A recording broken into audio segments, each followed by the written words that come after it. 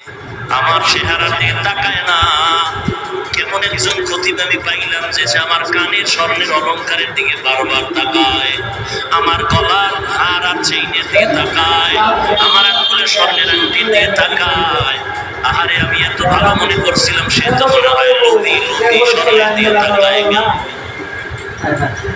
স্বর্ণের দিকে কেন তাকায়? এত লোভী কেন?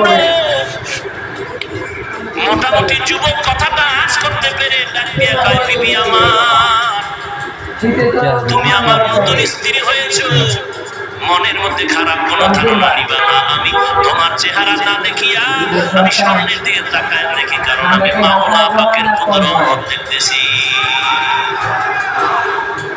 আল্লাহর বান্দী বলে, কিসের কুদরত তুমি দেখো?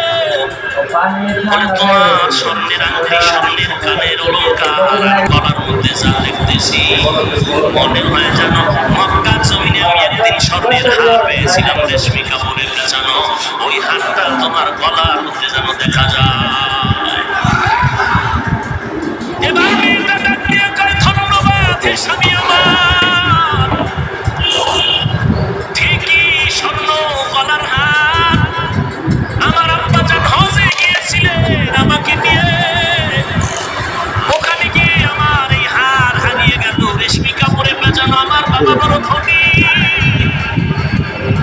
ওই হার হারিয়ে যাওয়ার পর আমার বাবা মক্কা গলিতে গলিতে ঘুরিয়ে ঘুরিয়ে কামনা করে বলেছিল 1000 টাকা দিবে, 100 টাকা দিবে। আল্লাহর একটা বান্দা যুবক হাতটা পাইয়া আমার বাবারে দিয়েছে, বাবার থেকে হাদিয়াও নেয় নাই।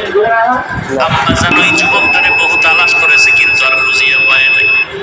কয়েক মাস আগে আমার বাবা ইন্তেকাল হয়ে যায়, এই সময় আমার হাতটা ধরে বাবা কান্না করে বলেছিল, এরে মা, তোর মতো একটা দিনদার স্ত্রী, একজন মেয়ে আমার আমি